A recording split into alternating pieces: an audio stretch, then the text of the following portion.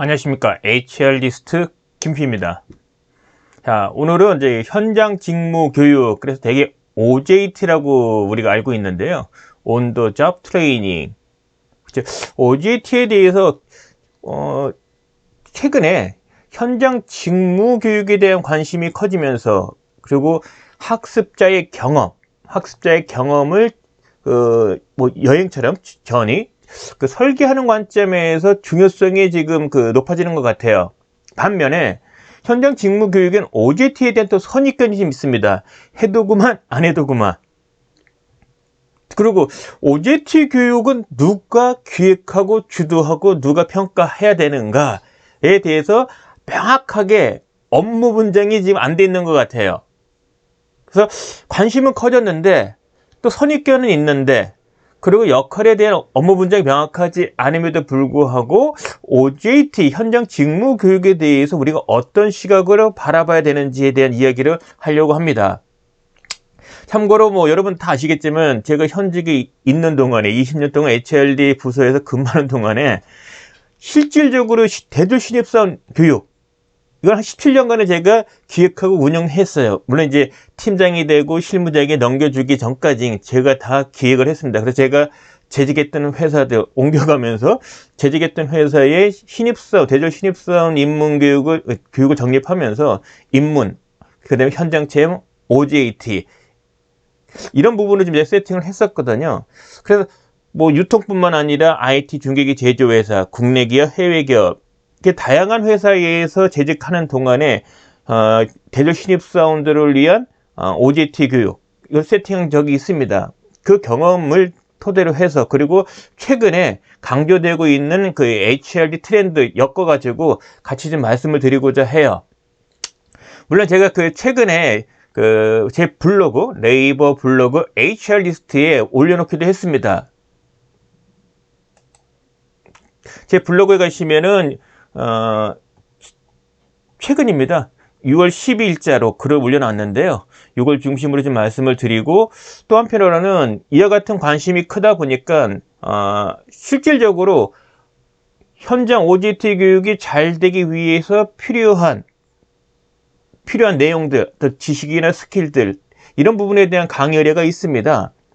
그래서 조만간에 저도 현장 직무 교육, OJT 교육 성공의 요인으로서 저는 현업부서의 지도 선배 역할을 중시하거든요.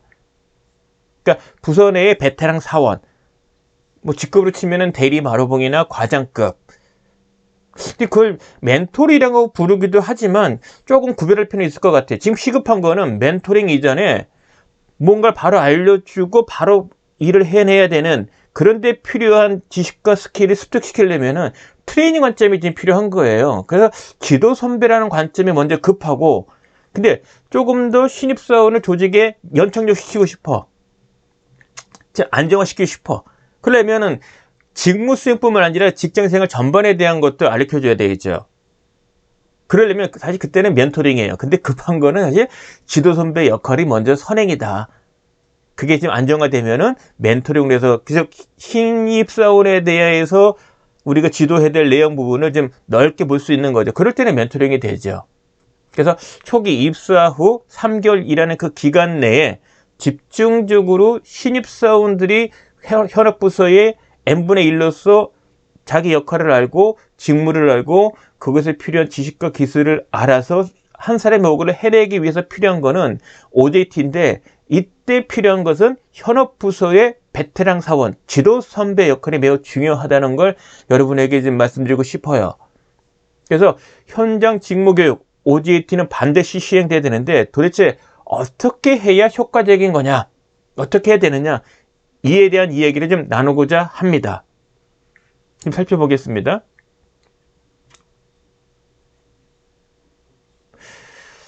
여러분들 동의하시겠지만은 내가 첫 직장에 신입사원으로 입사를 해서 입문교육 받고 현장 체험하고 그 다음에 현업부서에 배치받아서 일을 할 때 OJT 현장 직무교육, 현업부서의 지도선배로부터 체계적이고 계획적인 실제 실무에 수행하는 데 필요한 지식과 스킬들을 배운 경험이 있다면 이 OJT 교육의 효과에 대해서는 뭐 더 말할 필요 없을 거예요. 물론 제대로 배웠다면.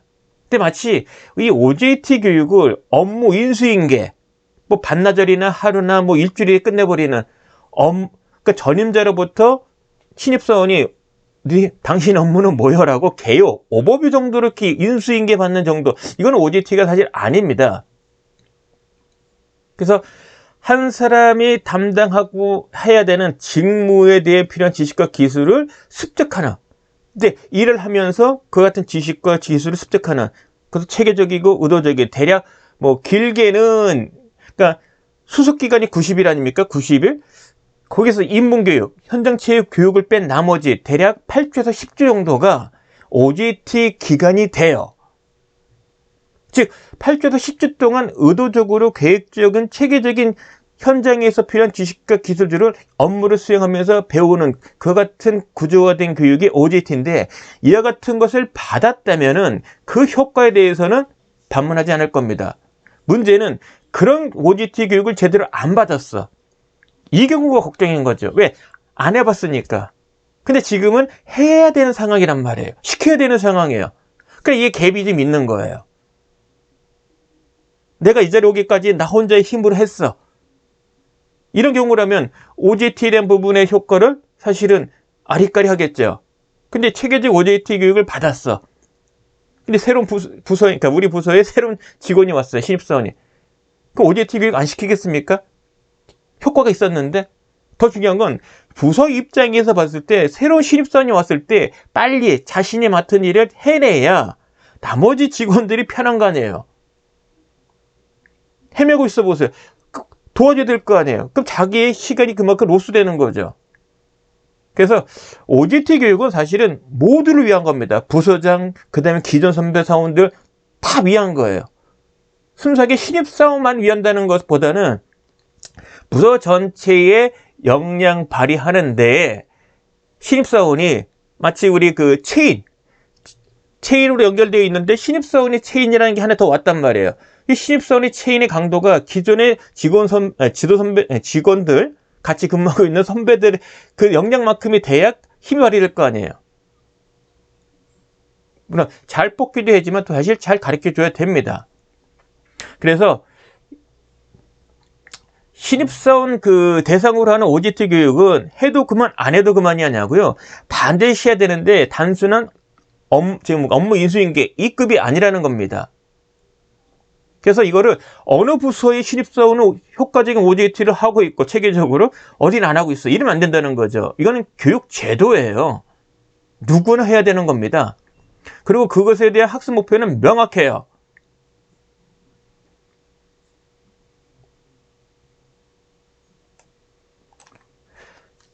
OJT, 현장 직무 교육, 이것도 교육적 활동입니다. 공식적인. 따라서 학습 목표가 있어야 돼요. 인식을 바꿔주고, 모르는 걸 알려주고, 못하는 걸 하게 하고, 일의 성과물의 변화를 만들어줘야 됩니다. 즉, 신입사원에게 업무를 줬는데, 반복되는 업무라면은, 그러니까 하나의 업무가 반복적으로 이루어지는 거예요. 그러면, OJT 첫 도입 단계 때 했던 결과물과 OJT가 다 끝난 시점에 그 일을 해내는 결과물이 사실은 달라야 되는 거죠. 그렇게 그 결과물을 다르게 만들기 위해서 필요한 효과적인 교육이 뭐냐? 그게 바로 OJT라는 겁니다. 그래서 이거는 필수 교육이에요. 해도 그만, 안 해도 그만입니다. 만약에 여러분 중에 우리 회사 이런 거 안 하는데 이거는 반드시 해야 되는 건데 안 하고 있는 상황이에요. 사실 자랑은 아닙니다. 조금 기분은 나쁘시겠지만 자랑은 아니에요. 그래서 혹시나 신규 입사자가 적응을 못하네, 또 퇴직을 해버리네, 이런 상황이 있다면 한번 면담해 보세요. 이런 얘기 나올 거예요. 이 회사는 월급도 적은데 배울 것도 없어요. 배울 건 없는데 월급은 많이 있죠. 그럼 버티겠죠. 근데 월급도 적은데 배우는 것도 없어. 그럼 누가 근무하겠습니까? 요즘 MZ세대의 젊은 세대의 특징이 내 성장에 도움된다면 사실 여러 가지 손해도 마다하겠다예요. 그래서 연봉이 다소 적더라도 이 회사에서 내가 있는 동안엔 큰 성장이 이루어질 것 같아. 나한테 장기적으로 도움이 될 것 같아. 그럼 버틴대요. 개인의 성장을 제공해주는 기회를 주는 회사, 이 회사를 선호한답니다. 따라서 OJT도 그런 관점에서 접근해야 될 제도예요. 다만 OJT가 성공적으로 이루어지려면 현업 부서의 몫이 크다는 거죠. 특히 현업 부서장보다도 현업 부서에서 베테랑급 사원, 가급적 대리 마로봉이나 과장급, 연차로 치면은 한 7, 8년 그 사이가 되겠죠. 짧게는 뭐 6년 차 정도. 그 정도가 딱 좋습니다. 그래서 이와 같은 지도 선배가 정해지고 지도 선배가 OJT 기간 동안에 해야 될 일을 알고 제대로 수행한다면 OJT는 성공될 수밖에 없어요. 그런데 뭐 잘 아시겠지만은 내 일도 하기 바쁜데 최근에 특히 워라밸이 이제 실행이 되고, 그리고 뭡니까, 솔직하게라면은 지금은요 근무 중에 일을 빡시게 해야 돼요. 그래야 업무 진행에 차질이 안 생겨요. 그래 내가 워라밸 할 수가 있는 거예요. 그러니까 내 일도 쉽지 않은 일을 그 주어진 시간에 다 해내는 게 쉽지 않는데, 근데 부서에 신입사원이 왔어. 근데 헤매고 있어. 그 친구를 도와줘야 돼. 내가 내 시간을 내서. 이게 쉽겠습니까? 귀찮죠, 솔직히. 그래서 누구도 하기 싫을 거예요. 하지만 부서 입장에서 봤을 때 신입사원이 맡고 있는 업무가 제대로 수행이 돼야 다 편한 거예요. 따라서 신입사원이 빨리 조기에 한 사람의 목표를 해내기 위해서는 누군가는, 뭐 희생이란 표현이지 뭐하지만은 누군가는 그와 같은 신입사원이 빨리 역할을 습득하고, 뭐 필요한 것, 역할 수행이 필요한 것을 습득하고 해낼 수 있도록 해줘야 됩니다. 지도해줘야 돼요. 그게 바로 지도 선배인데, 이 지도 선배 선정이 누가 하느냐? 현업 부서장이에요.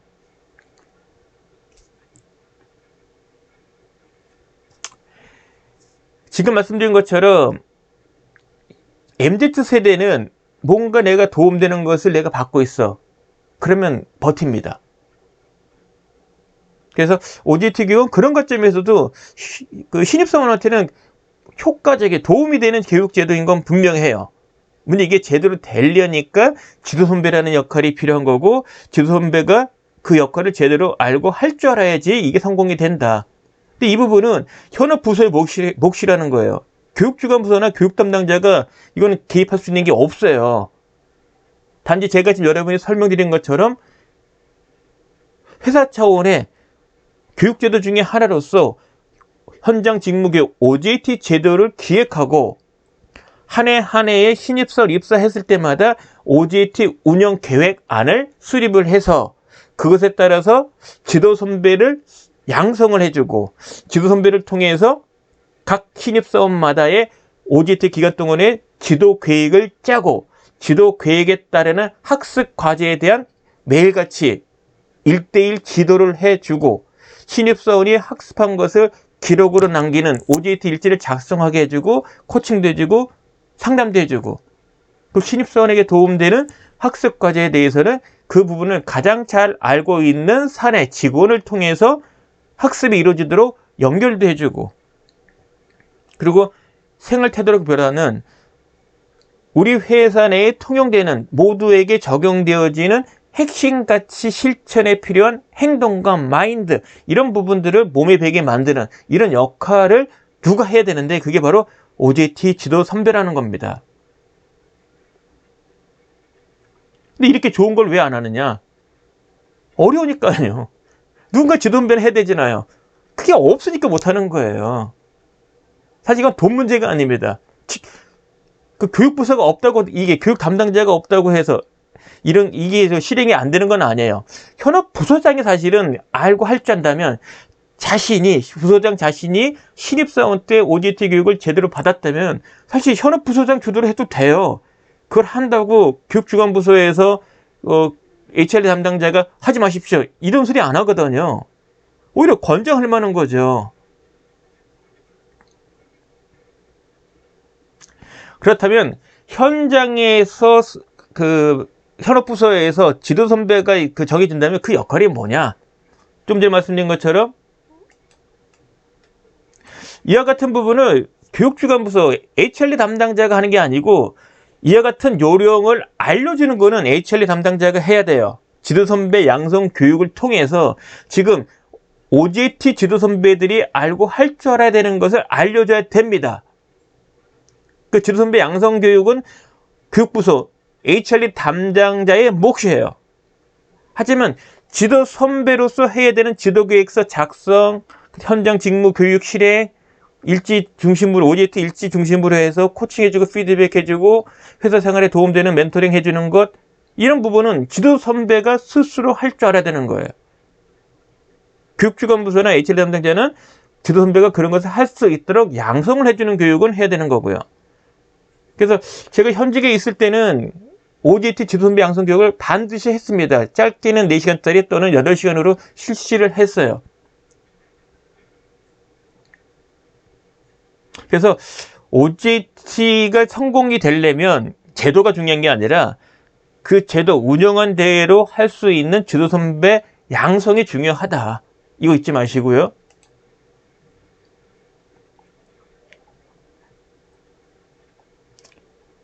죄송합니다.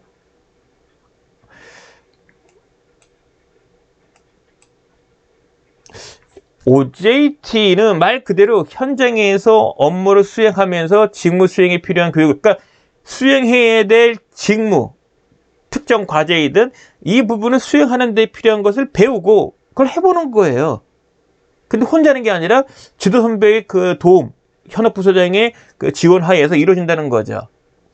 그래서 이게 제대로 안착이 되려면 다시 OJT 지도 선배에 대해서 활동비를 좀 줘야 돼요. 활동비.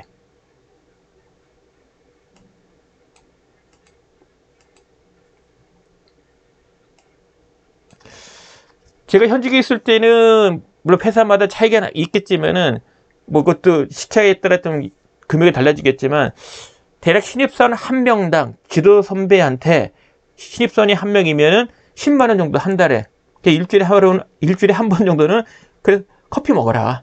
그래 한 달에 한 번은 그래도 뭐 술 한잔 해라. 식사든 이런 취지의 비용이에요. 적어도 10만 원 정도.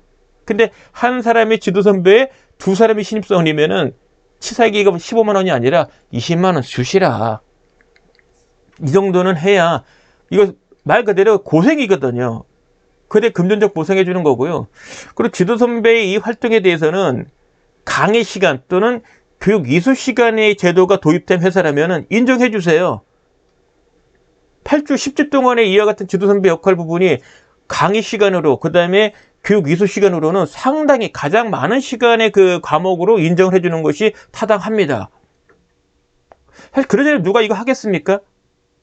물론 회사에 따라서는 과장급, 대리마로봉이나 과장급 정도라면은 사실 그 직급에 기대하는 그 직급에 기대하는 수준은 타인을 지도하는 능력이 요구돼요. 그 훈련을 사실은 이때 하는 겁니다. 물론 사내 강사 역할을 해도 돼요.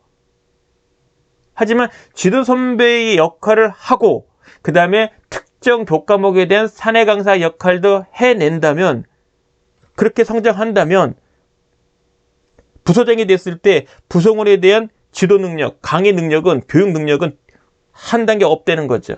그런 시작점이 사실은 지도 선배의 역할이에요. 근데 이거를 잘 안 하. 모르기도 하지만 안 하고 싶어 해. 귀찮거든. 참 이게 아이러니해요. 도움되는 건데 이게 나중에 시간 지나 보면 후회합니다. 그때 할 걸. 그래서 오늘 이 동영상 보시는 분들은 특히 HRD 담당자라면 OJT 정말 중요하다. 제대로 해보자. 근데 HRD 담당자가 해야 될 역할이 있고 이 성공을 위해서는 현업부서에서 할 일이 있구나. 그 중에서도 현업부서의 지도선배 역할을 하는 게 왜 중요하구나. 근데 HRD 담당자는 지도선배 양성 교육을 해야 되는구나. 이거는 꼭 여러분 머릿속에 꼭 깊게 심어 두셔야 됩니다.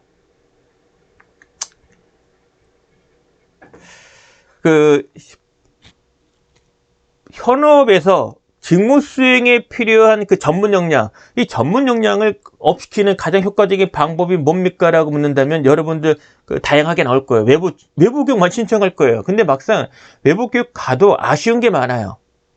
회사에 따라서는 밖에서 배울 게 사실 없어요. 그럼 뭐가 필요한 거냐? 우리 회사 내부의 베테랑이 알고 있는 그 전문적인 지식과 스킬들, 이 부분이 내가 배운다면 큰 도움 되겠죠.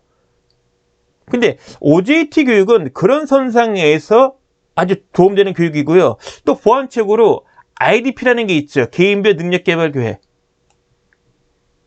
그러니까 현업부서장 입장에서 보면은 구성원들에 대한 직무수행 능력을 향상시키기 위해서는 다양한 방법이 있어요.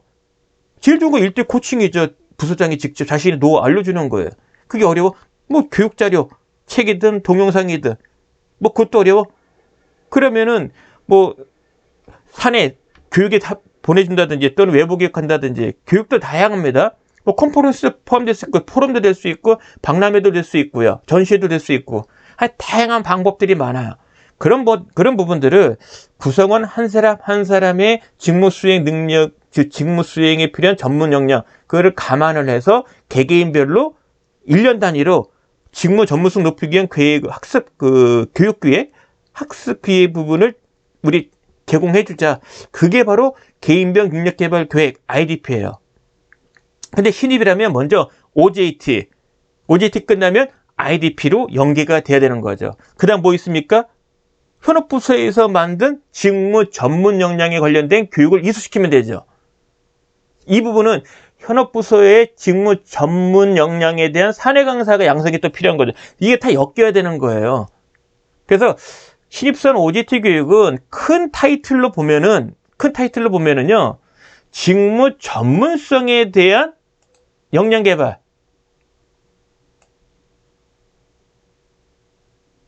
이 역량 개발 부분에 그러니까 직무 수행에 필요한 전문 역량 개발의 시작점이에요. 그래서 이 부분을 현업부소장이 마다한다, 모른다, 관심이 없다, 말이 안 되는 거죠. 그 첫 단계가 OJT, IDP, 그 다음에 부서장 중심으로 부서에서 직무 수행에 필요한 전문 역량에 대한 교육 과정을 개설하는 거죠. 장기적으로는. 앞서 말씀드린 것처럼 직급이 그러니까 7, 8년 차, 그러니까 10년 차 되기 전에는 타인을 지도하는 능력에 대해서는 어느 정도 수준이 돼야 돼요. 크게 보면은 직무 전문성에 대한 사내 강사 역할을 수행할 줄 알아야 됩니다. 근데 그게 쉽진 않아요. 하루아침에 되지는 않습니다. 그래서 사내 강사로서 양성을 받기 전에 좋은 경험이 뭐냐? 바로 신입사원에 대한 OJT의 지도 선배예요. 그건 강의는 아니거든요. 부담은 덜해요. 하지만 지도하는 건 맞아요. 가르치는 행위는 맞습니다. 그리고 장기간 동안 8주에서 10주 동안 하는 거기 때문에 신입사원 OJT에 대한 지도 선배 경험을 한다면, 그것도 2번 한다면은 지도 능력에 대해서는 확실히 지도 선배 역할을 하기 전과 하고 난 뒤 그 격차는 무지 큽니다. 그 경험이 나중에 특정한 직무 전문 역량 관련되는 강의를 할 때 큰 도움이 된다는 것. 이건 뭐 당연한 거겠죠. 이런 경험이 축적돼야 사내 강사로서 쓰고 전문 강사 되는 거고요. 그리고 부서장이 됐을 때 부서원들에 대한 직무 전문성을 높이는 교육을 기획하고 개발하고 할 수도 있는 거죠. 직접 못하더라도 타인을 통해서라도 제대로 만들 수 있게 되는 거죠. 외부 교육을 보내도 제대로 엄선할 수 있다는 거죠. 근데 가면 갈수록 현업부서에 필요한 교육은 현업부서장 주도로 할 수밖에 없는 상황이 왔어요, 지금. 여러분들 그 얘기 들어봤죠? 팬데믹 이후, 코로나 이후로 해서 외부 집합교육을 못 가. 근데 교육은 시켜야 돼. 그래서 선택한 게 뭡니까? 직무 수행에 필요한 교육을 사내 강사를 통해 가지고 라이브 비대면 교육 또는 녹화 또는 10분짜리 동영상 만들어서 교육자로 만들어가지고 쓰고 있어요. 근데 누가 강의를 하느냐? 부서장, 그 다음에 베테랑 직원들이었어요. 해야 된다는 거죠, 이제는. 직무에 필요한 교육을 자체적으로 이제 소화를 해야 되는 상황이 왔어요. 여기 주도적인 사람이 바로 리더고 베테랑 사원이에요. 어차피 이런 시대에 왔다면 지도 선배로서 역할 수행하는 것도 큰 도움이 될 거다. 길게 보면은. 그래서 지도 선배 교육에 대한, 지도 선배 양성에 대한 관심, 그리고 지도 선배 역할에 대한 긍정적인 시각, 이 부분을 이제부터는 제대로 만들 필요가 있다. 그리고 OJT 교육을 아직 안 했다면은 제가 지금 말씀드린 관점에서 차곡차곡 해보시고요. 이미 하고 있는데 좀 튜닝을 해야 된다 그러면 큰 어려움 없을 거예요. 관건은 지도 선배 양성 교육만 제대로 하면 돼요.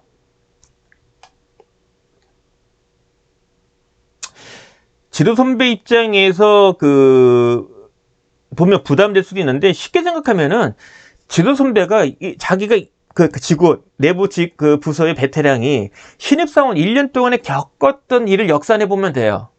아, 그때 내가 뭘 배웠으면 도움될 텐데, 그때 선배가 이런 걸 가르쳐 줬으면 좋았을 텐데, 이런 게 있을 겁니다.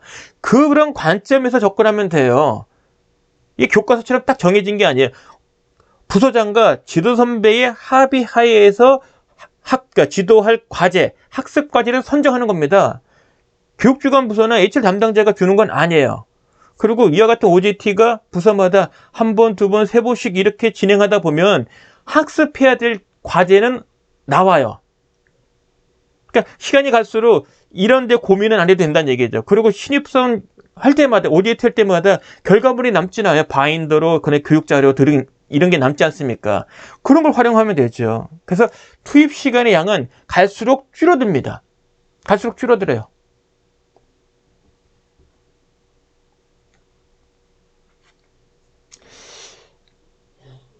저는 그런 생각 들어요. 지금 임원, 경영진, 그 다음에 팀장급까지는 대부분 OJT 교육 제대로 받았을 가능성이 커요. 그러니까 그 자리까지 간 거죠. 한번 확인해 보세요. 아니, 스스로 가슴에 술을 얹고 한번 생각해 보세요. 내가 이 자리까지 오기까지 직무 전문성 관점에서 어떻게 큰 도움 됐지? 신입사원 1년차 때 생각해 보세요. 그때 내가 제대로 안 배웠으면 이 자리에 왔었을까? 아닐 겁니다. 그때 뭔가 제대로 배웠다는 거예요.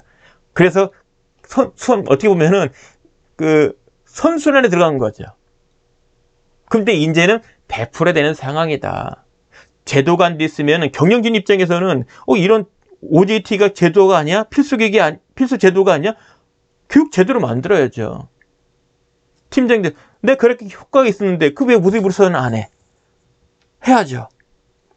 베테랑 직원들 큰 성장, 한 단계 더 성장하려면 타인 지도 능력을 갖춰야 돼요. 궁극적으로는 그 직무에 대한 전문성을 인정받아야 됩니다. 그럼 제일 좋은 거는 사내 강사 역할이죠. 근데 그러려면 그 전에 OJT 지도 선배 역할이 도움될 거다.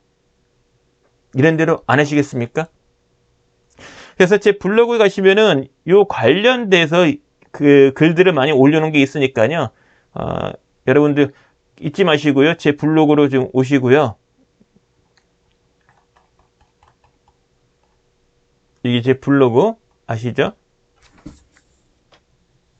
거기에 16일자, 12일자네, 6월 12일자의 글입니다. 추가로 한 가지 더 말씀을 드리고자 하는데요. 요거는 요 동영상 끊고 다음 편에서 이어서 하겠습니다. OJT 교육의 중요성, 지도 선배 양성에 대한 이야기를 한 번 더 드리고자 해요. 그래서 일단 이 동영상을 여기서 끝내고요. 다음번 동영상에 이어서 OJT 지도 선배 양성 교육에 대한 이야기를 여러분과 나누고자 합니다. 자, 오늘은 여기까지입니다. 고맙습니다. 좋아요, 구독 꼭 잊지 마십시오.